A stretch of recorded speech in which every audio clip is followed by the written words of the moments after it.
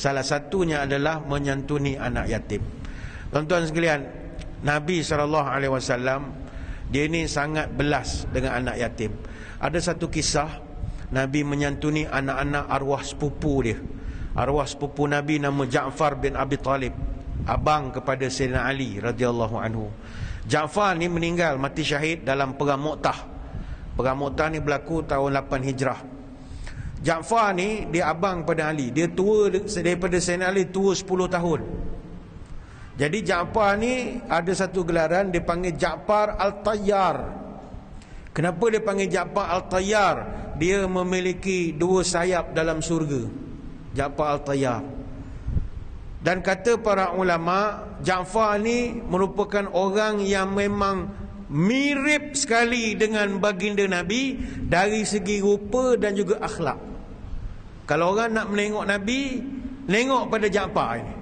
Rupa parasnya hampir sama, cara berjalan dia, perangainya pun hampir sama. Jadi dipendekkan cerita, dalam perang Mu'tah, Ja'far ni terkorban. Bila dia meninggal, Nabi SAW ziarah anak-anak dia, anak-anak arwah. Nabi datang, Nabi panggil, ud'u ilayya bani akhi, panggil semua anak-anak sepupu aku, mai sini, mai sini, mai sini, mai sini, mai sini, mai. Wa abna'u Ja'far hum Abdullah wa Muhammad wa Aun. Anak Ja'far ni ada 3. Nama Abdullah, Muhammad dengan Aun. Nabi pun tengok. Nabi tengok anak yatim, bapak dah meninggal, dengan rambut kusutnya, rambut apa dengan comok-comoknya. Nabi pun panggil, mai sini, mai sini. Anak sepupu mana? 3 orang, beratulah 3 orang sekali, dengan rambut dah panjang-panjang. Ud'u ilayyal halaq fa'amara bihalqi ru'usina. Panggilkan tukang gunting sekarang, tukang cukur, panggilkan, potongkan rambut budak-budak ni. Ini perangai pak saudara baguslah, pak saudara sepupu. Panggil orang, guntingkan. Muka ni comok-comok ni, baju bagi cantik sikit. Kemudian Nabi bersabda, amma Muhammadun fasyabihu ammina Abi Talib wa amma Abdullah fasyabihu khalqi wa khuluqi. Kata Nabi, ini yang nama Muhammad ni, Muhammad bin Ja'far. Dia anak dia tadi kan ada 3, Abdullah, Muhammad dengan Aun. Nabi kata, ni Muhammad bin Ja'far, ini muka engkau sama dengan pak saudara kami nama Abu Talib. Engkau dengan atuk engkau sama muka, dia kata. Kau muka sama macam atuk engkau. Abdullah, engkau punya rupa dengan perangai sama macam uncle punya perangai. Muka kita pun sama, handsome. Budak-budak ni pun sukalah. Summa akhadha biyadi fa ashalaha faqala Allahumma aghluf Ja'faran fi ahlihi wa barik li Abdillah fi sifatihi yamini. Qalaha salasa mirar. Kemudian Nabi pun bila dah bergurau dengan anak-anak sepupu dia ni, dia pun berdoa, ya Allah, berikanlah ganti daripada Ja'far untuk keluarganya.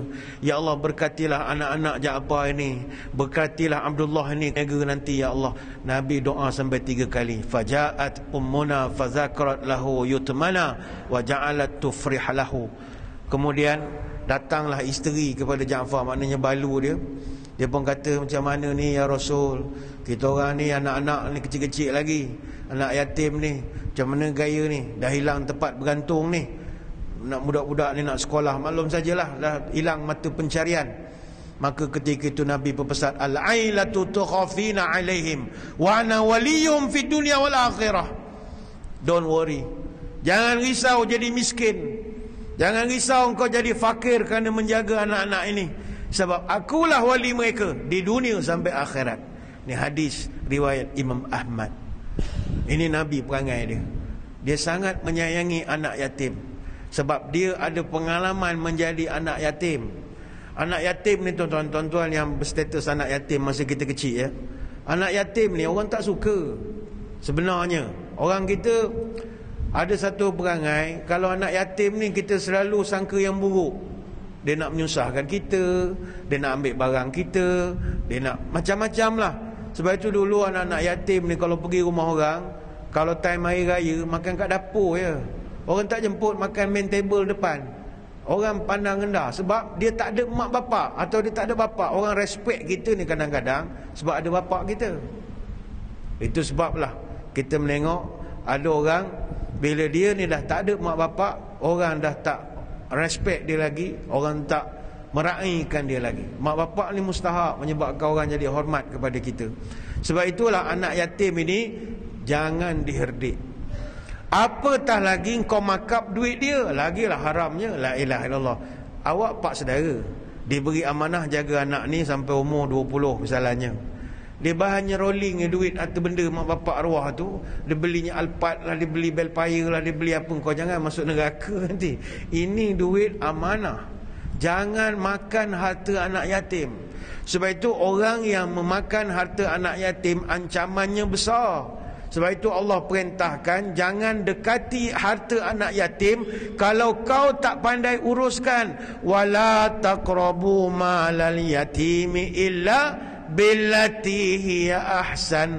Jangan kau menghampiri harta anak yatim melainkan dengan cara terbaik untuk engkau mengawal dan mengembangkannya. Surah Al-Isra ayat 34. Ramai sekarang orang dia buka tempat pusat anak yatim, tapi nak manage duit tak pandai. Akhirnya kelang kabut, huru-hara. Buka rumah anak yatim ni tuan-tuan memang bantuan hari-hari orang tahu. Saya ramai kawan buka pusat anak yatim, celik mata buka akaun bank, hari-hari orang bank in. Sebab orang suka anak yatim. Tapi kau tak pandai manage duit, akhirnya kong kali kong begitu saja. Lalah buka restoran. Ni contoh. Ni buka restoran pula dah. Jangan ni duit harta anak yatim. Banyak lagi nak diterangkan, tapi saya ingat kita beri laluan dulu kepada azan isyak yang akan masuk sebentar lagi. Jadi tuan-tuan semua jangan ke mana-mana. Kita akan kembali lagi selepas ini. Muslimin muslimat yang dirahmati Allah sekalian, kembali kita menyambung syarahan bulanan kita malam ini, dan kita sedang membahaskan tajuk 3 golongan pembohong besar ataupun pendusta. Sebelum kita menyambung pengajian ataupun syarahan, kita mohon izin daripada jemaah untuk menganjakkan sedikit pelaksanaan solat isyak berjemaah bagi memberi peluang saya menghabiskan huraian pada malam ini.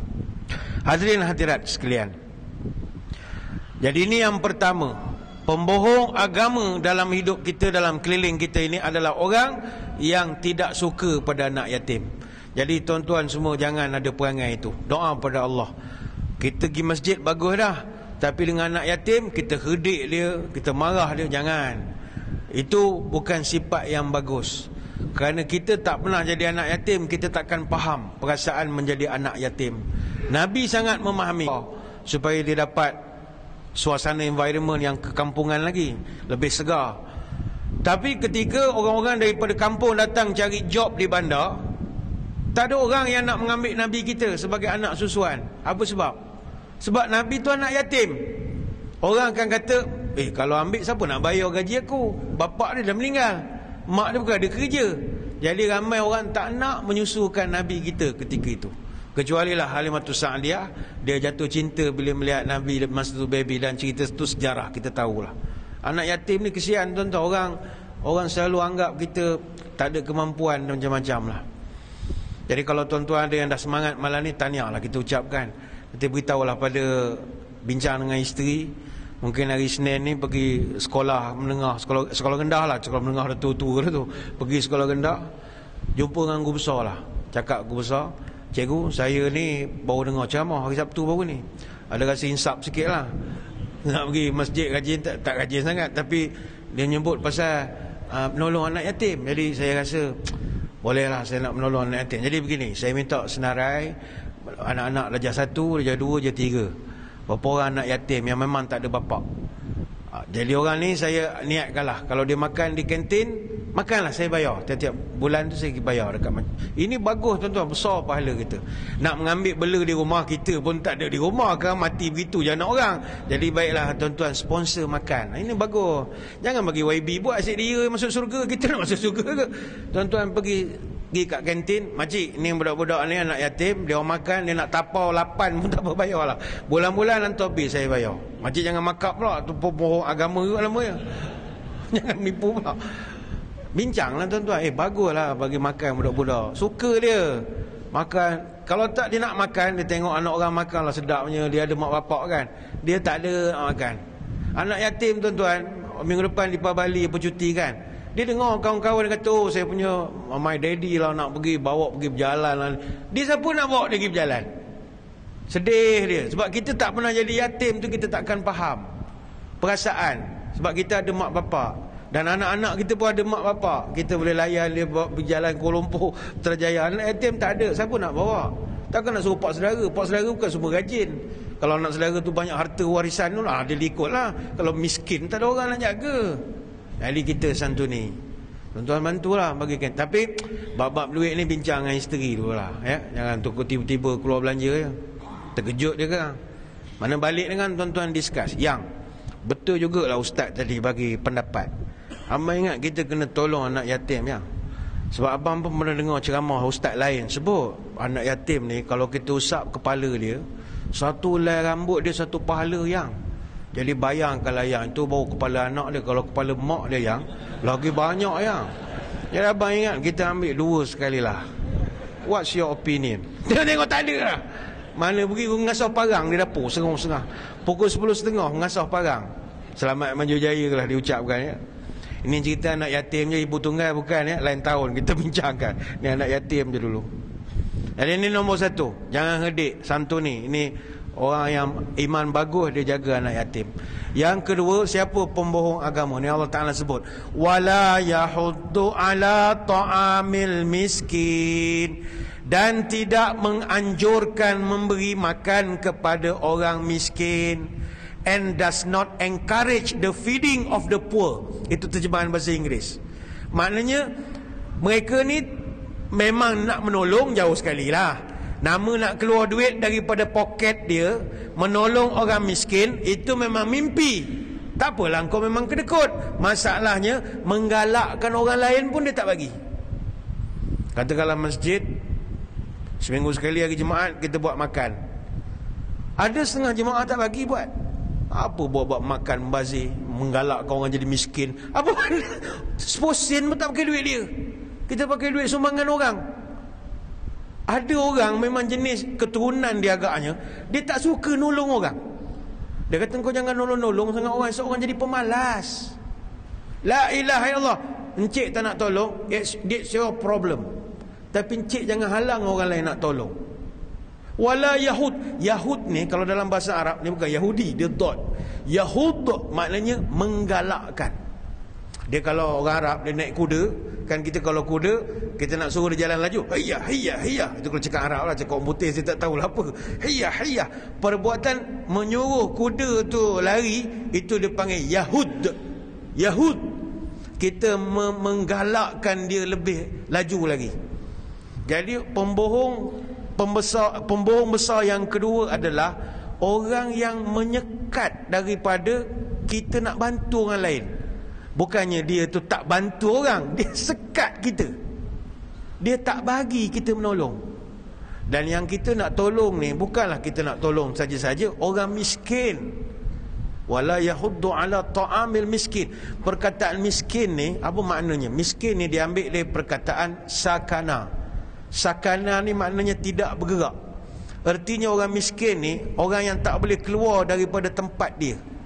Dia memang kedudukan dia begitu, jadi takkan boleh keluar dah. Orang yang dah tak boleh membantu diri mereka untuk keluar daripada kesusahan. Tuan-tuan buatlah macam mana ikhtiar sekalipun, dia tetap macam tu. Itu orang panggil miskin. Allah guna kalimat al-miskin dalam wala yahuddu ala ta'amil miskin. Ini ulama tafsir ada bahas. Kenapa Allah guna kalimah al-miskin dalam bentuk singular ataupun mufrad? Dia jamak, dia akan sebut dalam bentuk plural. Kalau singular miskin, kalau plural masakin. Kenapa Tuhan tak guna perkataan wala yahuddu ala ta'amil masakin, orang miskin yang ramai? Tapi kenapa wala yahuddu ala ta'amil miskin, seorang miskin saja? Di situ Allah Ta'ala nak sindir, engkau manusia, jangan kata ramai orang miskin. Seorang miskin pun belum tentu kau nak bagi lagi. Kau kedekut. Buat penat je cerita miskin yang ramai. Miskin yang seorang pun kau tak boleh nak uruskan. Kemudian kalimat yang digunakan dalam ayat itu adalah ta'amil miskin. Ta'am al-miskin, makanan orang miskin. Dalam bahasa Arab dia dalam bentuk mudhaf pun ilaih. Maknanya makanan itu sebenarnya adalah hak orang miskin, bukan yang kau. Maknanya makanan tu kepunyaan orang miskin. Maksudnya dari segi bahasa, Allah tidak kata berilah makanan kepada orang miskin, tetapi Allah kata berilah makanan orang miskin. Apa erti? Memang makanan tu mereka punya. Makanan tu Allah beri kepada mereka melalui engkau. Yang kau sekat apa pasal? Aku bukan bagi engkau, aku bagi pada orang miskin melalui engkau. Makanan tu memang makanan dia. Yang kau sekat tu apa hal? Apa cer? Aku bukan bagi engkau, memang bagi dia. Soalan begitu. Sebab itu Tuhan kata ini memang penipu punya tok lebay lah agaknya. Kopiah besar, janggut panjang, kau boleh sekat orang miskin makan. Itu bukan duit kau. Aku yang bagi rezeki kepada orang miskin. Wala yahuddu ala ta'amil miskin. Apa yang kau sekat? Itu Tuhan marah betul. Jadi tuan-tuan sekalian, kita dengan orang miskin pun sama. Don't play-play. Nak sombong-sombong lah dengan orang lain. Jangan sombong dengan anak yatim, jangan sombong dengan orang miskin. Tak nak tolong, kita punya pasal. Tapi jangan herdik, jangan hina. Sebab orang miskin ni adalah golongan yang tak akan wujud selama-lamanya. Walaupun pemerintah nak buat macam-macam lah. Bajet baru ni kan nak kemiskinan sifar lah, hapus. Takkan hapus. Satu perkataan kalau wujud dalam Quran kekal sampai kiamat. Lagi belum kiamat, perkataan miskin tu wujud. Maknanya orang miskin akan tetap wujud sampai bila-bila. Mungkin boleh ditingkatkan pendapatan per kapita lah, gedebung-gedebang, tetapi akan tetap ada orang miskin. Sebab itu dalam Quran, kategori orang yang layak terima bantuan dalam Quran direkodkan secara terperinci dalam surah Al-Baqarah ayat 273, supaya kita ni jangan terlampau kedekut. Pertama sekali, siapa kategori orang kita nak kena tolong? Golongan fakir miskin yang memang dah habis usaha dah dan mereka tak akan berjaya. Lil fuqara'il ladzina uhsiru fi sabilillah la yastati'una darban fil ard. Sedekah itu adalah untuk fakir miskin yang mana mereka ni tidak berupaya untuk keluar daripada kemiskinan itu. Dia kan ada setengah orang, bila dia tengok orang miskin, dia pun marah pada orang miskin. Engkau orang ni malas kerja, itulah kau jadi miskin. Cuba engkau rajin. Tengok aku, kalau aku malas, aku pun tak macam ni, kau tahu. Kau ni semua meniaga lah, aku bagi duit. Tuan-tuan bagi duit meniaga, dia jual barang besok. Kita beli mesin jahit, suruh dia buka mesin jahit pun dia jual nanti. Dia orang memang takkan boleh keluar daripada kemiskinan itu. Memang itu disebutkan dalam Quran. La yastati'una darban fil ard. Engkau buatlah macam mana, dia orang takkan boleh. La yastati', tak mampu. Tak mampu darban fil ard, untuk nak mencari rezeki di muka bumi macam kita. Dia memang orang miskin. Sebab itu takrifan Imam Syafi'i dan Hambali tentang fakir miskin, fakir ni apa-apa, tak ada apa harta. Tidak ada harta, tak ada pekerjaan, ataupun ada pekerjaan tapi pekerjaannya tidak halal, ataupun pekerjaannya halal, pendapatannya pula tak sampai 50% daripada had kifayah untuk keperluan diri dan keperluan tanggungan dia. Had kifayah ni panjanglah ceritanya, iaitu ada 6 aspek basic needs dalam kehidupan: perlindungan, makanan, pakaian, perubatan, pendidikan dan pengangkutan. Ada orang 6 basic need ni pun tak dapat buat. Macam kita jangankan 6 basic need, kita siap pergi holiday. Holiday bukan needs. Kita dah boleh beli handbag, kita boleh dah level bawa anak pergi Genting Highland, lebih pada had dah tu. Orang miskin ni, orang fakir ni tak ada apa-apa. Orang miskin pula kata ulama, orang yang ada harta tapi tak mampu nak penuhi kecukupan keperluan dia. Dia ada harta yang okey lah, ada pendapatan yang halal, tapi hanya menampung 50% saja daripada keperluan diri, tetapi tetap tidak mencapai had kifayah. Dulu masa PKP, ramai orang jadi jatuh miskin, ramai masa tu. Tiba ada pula orang-orang motivator, penceramah motivasi ni mencelah, orang kata, oh, life is matter of choices. Your life, your choice. Kita yang menentukan nasib kita. Hello, tak semua orang boleh menentukan nasib dia sendiri. Dia usahalah macam mana pun. Dia tak akan minat. Dia tak ada minat, dia tak ada apa, tak boleh. Itu Tun Mahathir tu seronok, dia analogi dia seronok. Dia tu orang Melayu ni, kita tak boleh bagi dia ikan, kita kena bagi dia pancing, mata kail dengan pancing, baru dia boleh survive. Kalau kita duk bagi ikan saja sampai bila dia nak berjaya, dia kata. Tapi kalau dah bagi pancing, dah bagi umpan, dah bagi ikan, dah bagi kail apa semua, jangan biar. Tiap-tiap hari kena kejut. Assalamualaikum, jom pergi mancing. Kena macam tu, ni orang Melayu nama dia. Kejutkan dia, bangun, mata kail tu tolong bawakan. Dia berjalan, kita ikut belakang. Encik duduk sini, letakkan mata kail dekat tangan dia. Lepas tu, bila dapat ikan, bantu nak, barulah dia reti sikit. Kalau bagi, dengan joran-joran tu dia jual nanti. Memang ada orang pesen begitu. Dan ini yang Allah Ta'ala sebut, la yastati'una darban fil ard. Mereka tak akan berupaya. Kalau ulama tafsir kata darban fil ard ni tak mampu mengembara, tak mampu meniaga, tak mampu apa-apa, memang miskin. Jadi tuan-tuan janganlah kritik, ni pemalas lah apa. Bukan, kau nak bagi-bagi, kau jangan kutuk dia. Tak boleh kritik, tak boleh kutuk. Meniaga ni tuan-tuan, cakap boleh lah, bukan semua orang boleh meniaga. Tuan-tuan ingat senang jumpa pengemis mana-mana, cik saya bagi 1,000, cik pergi meniaga. Tuan-tuan ingat apa jadi pada dia? Beli baju pun belum tentu, tak apa dia buat kita pun tak tahu. Beli gam apa kita pun tak tahu. Dia beli gam Dunlop yang tin paling besar sekali. Meniaga, la ilallah, meniaga ni kalau tak pandai jangan meniaga. Terang bulan menggali ubi, ubi digali lagi muda. Kalau tuan tak tahan rugi, jangan mencuba dari mula. Apa bunga tidak bertangkai, itu bernama bunga rampai. Kalau tak pandai ilmu berkedai, habis modal, untung tak sampai. Batang kepaya buat tongkat, salah pegang, jatuh terlipat. Kalau meniaga tak tengok tempat, modal habis, untung tak dapat. Pusing gasing tangan kidal, tali pendek putus jengkal. Kalau untung campur modal, itu tanda meniaga tak kekal. Berapa banyak orang pencen kerjaan, dapat golden handshake, dapat duit macam-macam. Oh kononnya meniaga lah, tak ada benda nak buat. Haji dah pergi 2 kali dah, apa lagi nak buat?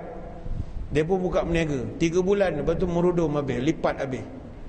Bukan semua orang ada bakat meniaga. Ini pula nak suruh orang miskin, belum tentu. Dan ada satu lagi golongan, yang ini saya ingat kita terlepas pandang, golongan yang kita kena bantu. Yahsabuhum jahilul aghniya min ta'affufi ta'rifuhum bisimahum la yas'aluna nasa ilhafa.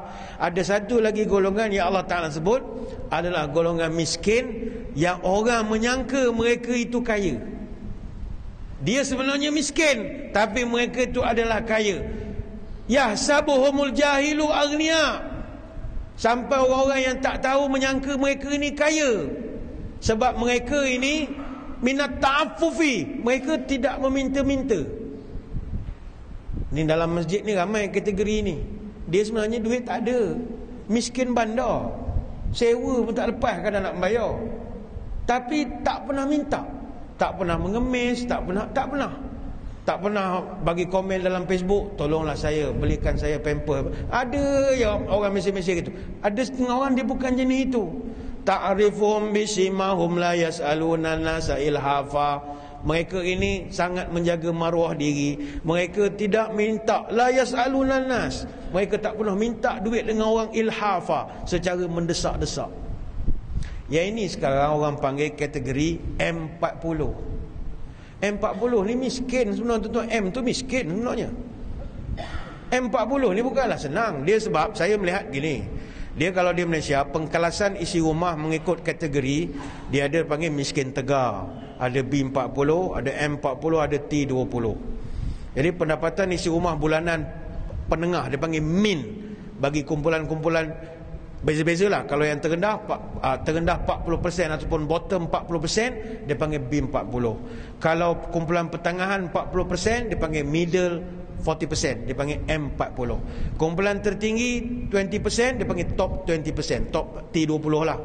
Jadi T20 ni, ni dalam masjid ni pun ramai yang T20. Kumpulan yang berpendapatan lebih daripada 11,820. Kalau M40, kumpulan yang berpendapatan antara 5,250 sampai 11,819 ringgit. B40 ni pendapatan bawah 5,249. Tapi ingat, ni pendapatan isi rumah, bukannya gaji individu. Jadi kalau kita dengan isteri masing-masing gaji 2,000 lah, contoh mudah, total 4,000 sebulan, maka kita berada dalam kategori pertengahan, M40. Orang putih panggil middle class. Dan golongan M40 ni, dia rata-ratanya golongan profesional, M1, M2, pendapatan isi rumah 4,000 lebih sampai 7,000, keluarga kecil, sederhana, biasanya orang muda-muda. Dan kebanyakan mereka ni juga orang-orang yang berniaga, orang yang baru-baru bisnes. Waktu ekonomi naik, memang bisnes masuk lah, bisnes bagus. Time tu lah dia beli barang, dia beli rumah besar, dia beli kereta besar. Hobi-hobi dia pun mahal, basikal mahal, main helikopter kontrol, duit banyak. Bila pandemik, kena PKP, semua menyerap belaka. Ekonomi buruk, semua menyerap, projek tak jalan, bayaran pun sangkut, bisnes pun lingkup, kedai pun tak boleh bayar sewa. Jadi pukulan kepada M40 ni sebenarnya lebih teruk lagi, sebab komitmen bulanan yang dia hadapi lebih tinggi daripada golongan B40.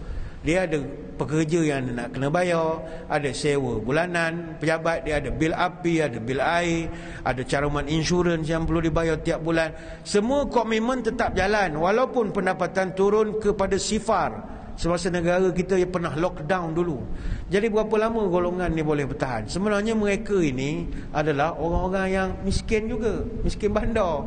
Sebab itu bukan mudah, walaupun kita nampak mereka ni pandu kereta mewah, duduk kondominium di Seri Hartamas apa semua. Kereta tu walaupun menjala, lama dah tak bayar tu. Minyak menyala dah merah tu, exchange je lebih tu.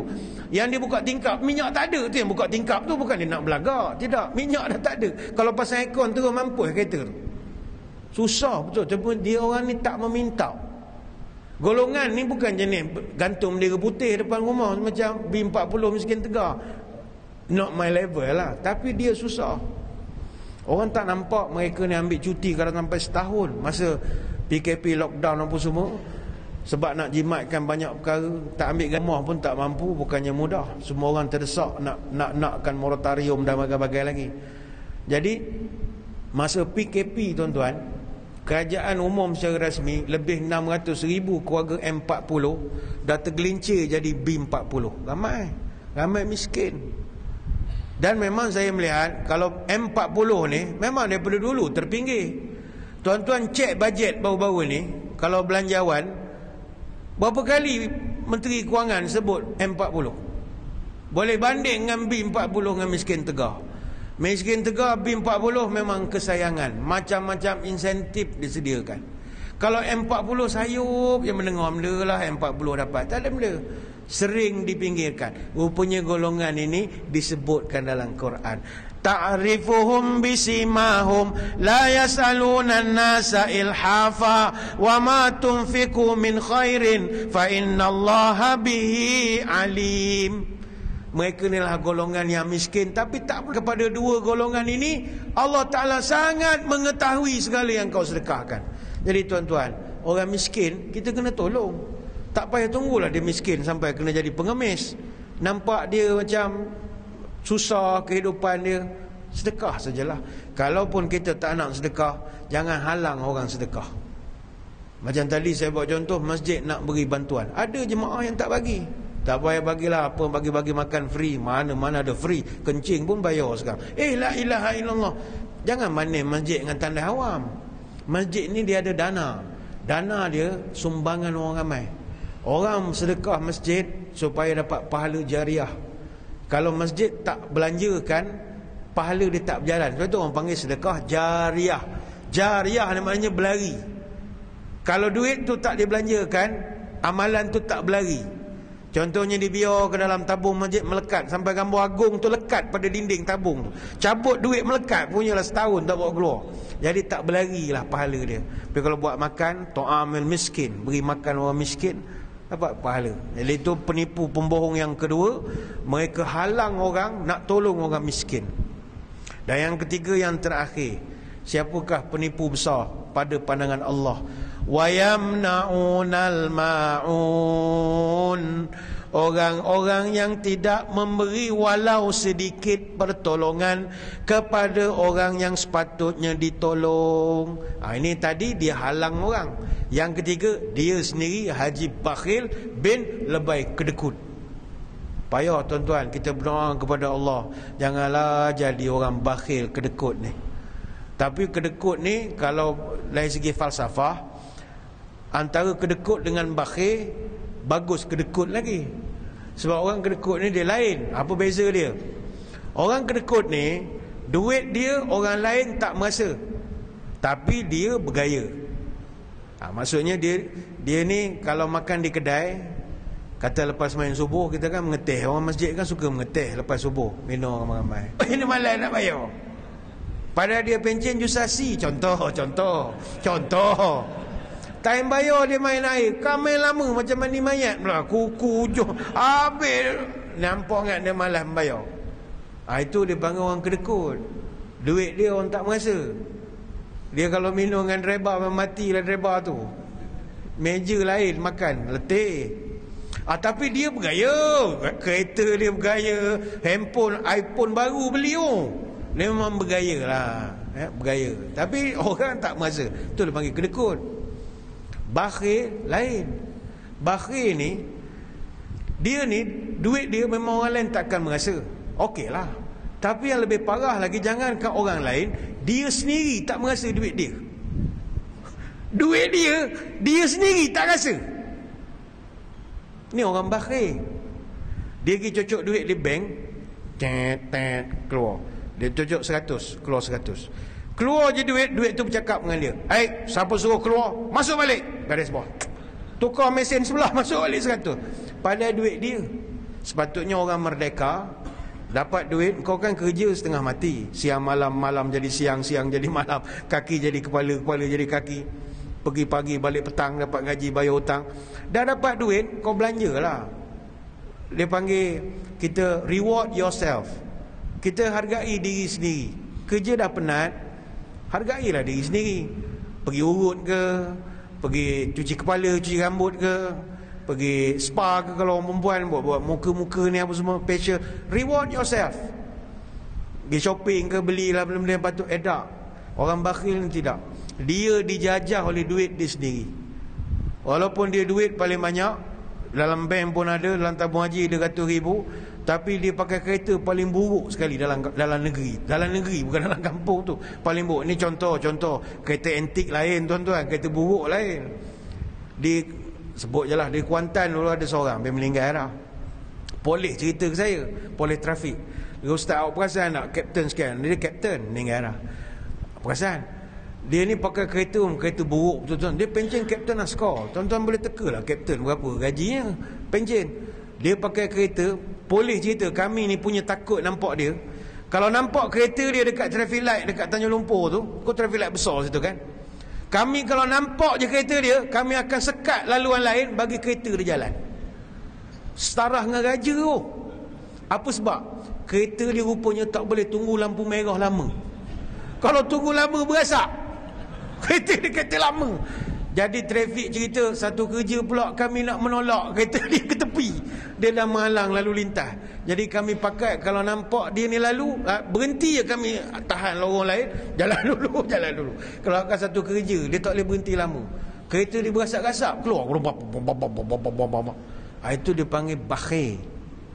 Baik, itu macam cerita labu-labi tu kan. Watak Haji Bakhil bin lebay kedekut. Dia duit banyak tuan-tuan. Haji Bakhil ni la ilaha illallah. Isteri dia minta duit, marah. Anak dia nak minta duit, beli mesin jahit Manisa, nak pinjam duit, minta duit RM200. Demam kan? Terus demam. Demam. Bapak apa pesen begitu, anak sendiri berkira. Habislah, itu sindiran pada masyarakat. Lepas itu Nabi doa, jangan jadi bakhil. Ya Allah, jauhkan minal jubni wal bukhli. Daripada jadi penakut dengan jadi bakhil. Jadi orang yang bakhil kedekut ni, yamna'unal ma'un. Dia payah nak bagi peluang. Janganlah tuan-tuan. Kita dah pergi masjid bagus, sembahyang jemaah, campur masyarakat. Tinggal tambah bagus sikit lagi, jom belanja orang. Jangan kedekut. Tapi ini pula satu kelebihan. Siapa yang belanja orang masa dia tengah kedekut, itu pahala besar. Wah, ini lagi bagus. Dia tengah duit berkira betul ni, tiba orang suruh belanja, mengetih pula dah. Dia belanja, pahalanya lebih besar. Abu Hurairah radhiyallahu anhu cerita, ja'a rajulun ila Nabi sallallahu alaihi wasallam faqal, datang seorang sahabat tanya, ya Rasulullah, ayyu sadaqati a'zamu ajran? Apakah sedekah yang paling tinggi sekali pahalanya berbanding yang lain-lain? Nabi jawab, anta saddaqa wa anta sahihun syahihun takhshal faqra wa ta'mulul ghina.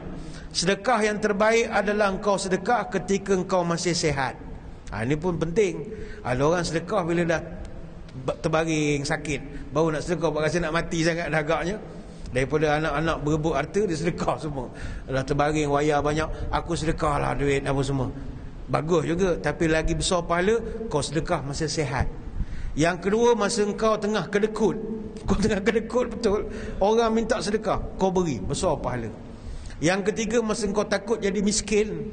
Yang keempat, ketika tak mulul ghina, engkau tengah berangan-angan nak jadi orang kaya, baru berangan nak nyimpan duit misalnya, lagi simpan lagi RM1 lagi cukup nak beli X70 misalnya. Time tu lah datang orang anak saudara nak minjam RM100 pula. La ilaha illallah, tengah berangan-angan nak keluar kata X70 dah kita ni. Masa itu nak pakai duit pula. La ilaha illallah, nak sambung belajar USIM lah itu ini. Masa itulah orang nak minjam.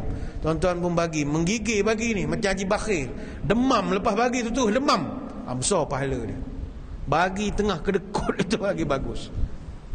Sebab itulah Nabi sallallahu alaihi wasallam ditekankan, sebelum mati engkau bersedekah. Man qala la ilaha illallah ibtigha' wajhillah khutima lahu biha dakhala al-jannah. Siapa sebelum mati cakap la ilaha illallah dengan ikhlas, dia akan masuk syurga. Wa man shama yauman, dan ketiga Nabi sebut, wa man tasaddaqa bi sadaqatin khutima lahu biha dakhala al-jannah. Siapa yang bersedekah dan itu adalah amalan terakhir sebelum dia mati, masuk syurga. Hadis riwayat Ahmad. Contoh tuan-tuan balik ni kan, sambil baring, buka telefon, buka Facebook, lalu iklan infak masjid misalnya, sumbangan masjid bla bla bla bla bla. Sila klik RM100, RM200, RM20, RM5, nombor akaun apa kita. Okey juga kalau aku sedekah ni. Pup, sedekahlah RM20, ada kedekut sikit kan, bagilah RM20. Pup, RM20. Tapi ikhlas, tak ada nak share dengan orang, hari ni aku telah sedekah RM20. Tak ada. Memang kita dah nak tidur dalam tu, sedekah, pup, sedekah. Takdir pukul 3 kan, tuan-tuan meninggal dunia, contoh. Jadi sedekah itu tadi menjadi amalan terakhir sebelum kita mati, maka tuan-tuan akan dapat masuk surga. Masya Allah. Ini hadis riwayat Imam Ahmad. Sebab itu Junaid Al-Baghdadi, dia pernah sebut, ada 4 amalan kalau kau buat, Allah angkat kau punya darjat, walaupun kau bukan ulama, walaupun kau bukan ahli ibadah. Arba'un tarfa'ul abda ila a'lad darajat wa in qalla ilmuhu wa amaluh. Ada 4 amalan boleh angkat darjat. Nombor 1, al-hilmu wat tawadu' was sakha' wa husnul khuluq. Nombor 1, lemah lembut, sopan santun. Kita jadi orang yang lemah lembut lah, polite, cakap lemah lembut. Yang kedua, tawadu', tidak sombong. Yang ketiga, sakha', suka bersedekah pada orang. Dan keempat, husnul khuluq, selalu berakhlak mulia. Jadi kita kalau ada orang-orang yang nak bantuan, kita bantulah. Ingat tuan-tuan, kita nolong orang ni boleh menambahkan rezeki kita juga. Wa ma anfaqtum min syai'in fahuwa yukhlifu wa huwa khairur razikin. Apa saja yang kau sedekahkan, nescaya aku akan ganti, kerana aku pemberi rezeki terbaik. Surah Sabah ayat 39. Jadi bersedekahlah, walaupun kita sebenarnya tak adalah ada duit sangat, kita sama-sama membantu. Hidup di dunia cuma sementara, tempat membuat amal ibadat. Kumpullah kebaikan, himpunlah pahala, jangan dileka harta dan maksiat. Siapa suka memegang adat, mulialah sifat dengan karena. Siapa rajin beribadat sunat, pahala dapat, iman pun bertambah. Bunga melati tumbuh merekah, bunga setangkup buat menikah. Dapat rezeki ayuh bersedekah, supaya hidup makin barakah. Orang Jawa memasang lukah, bawa bekal pulut bersantan. Ikhlas hati bila bersedekah, setiap kebaikan pasti dapat ganjaran. Orang Jawa memasang lukah, bawa bekal pulut bersantan. Ikhlas hati, infak dan sedekah, ganjaran berganda Allah janjikan. Orang sedekah hartanya barakah. Orang tulus rezekinya takkan putus-putus. Tanda orang pemurah, banyak beramal, kuat bersedekah, tahu berpihak pada yang susah, tahu menolong pada yang rendah. Inilah sifat-sifat orang yang beriman. Maka hadirin hadirat, inilah dia 3 orang yang dikategorikan oleh Allah dalam Quran sebagai pembohong dalam agama ataupun pembohong yang mendustakan hari kiamat, iaitu orang yang suka mengherdik anak yatim, orang yang menyekat orang lain nak menolong orang yang memerlukan, dan yang ketiga, dia sendiri payah untuk nak menolong orang-orang yang memerlukan. Adapun tentang yang disebut dalam Al-Ma'un tu tentang solat tidak khusyuk dan sebagainya, itu tidak masuk sebagai pembohong agama, tapi itu masuk dalam kategori poin-poin yang lain yang tak sempat kita bahaskan. Jadi saya kira sekadar itu sembang-sembang pada malam ini.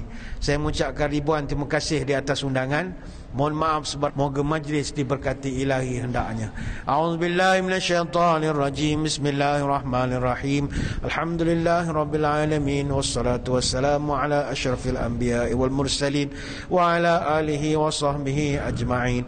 Allahumma tawil umurana wa sahih ajsadana wa nawwir qulubana wa thabbit imanana wa ahsin a'malana wa wasi' arzaqana wa ilal khairi qarribna wa anil syarri ab'idna waqdi hawaijana fid din wad dunya wal akhirah innaka ala kulli syai'in qadir.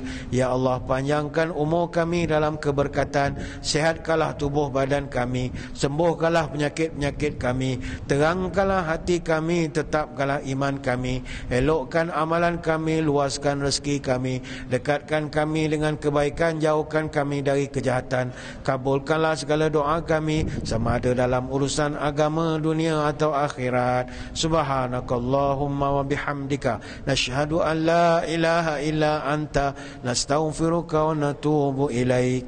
Wa sallallahu ala sayyidina Muhammadin wa ala alihi wa sahbihi wa baraka wa sallam. Walhamdulillahi rabbil alamin. Sekadar itu, wabillahi taufiq wal hidayah. Wassalamualaikum warahmatullahi wabarakatuh. Wallahu a'lam.